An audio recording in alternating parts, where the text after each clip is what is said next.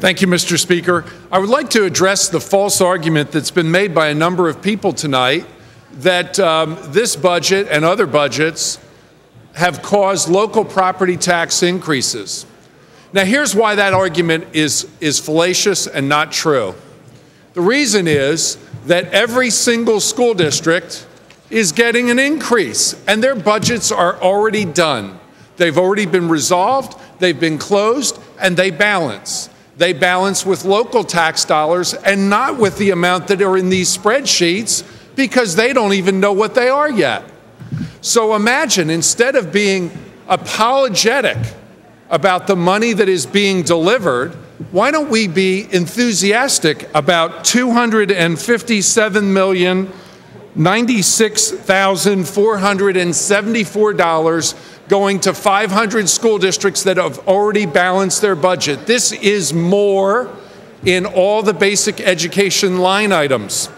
You know, in a different area of the budget, if it was a project, you might get one of those large checks and bring it back to your school. If I did that, I would be bringing back 3 checks to school districts I represent along with some of my Bucks County colleagues.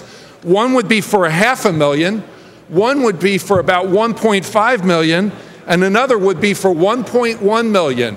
What if I brought them back and said at a school board meeting, you know what, you already balanced your budget, this is taxpayer dollars, how about giving it back to the taxpayer? How about that for a change, since you've already balanced your budget?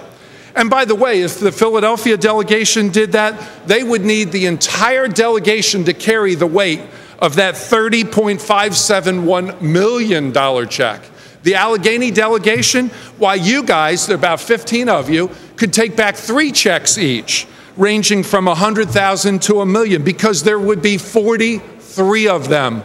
43 school districts in Allegheny County are getting a lot more money than they did last year.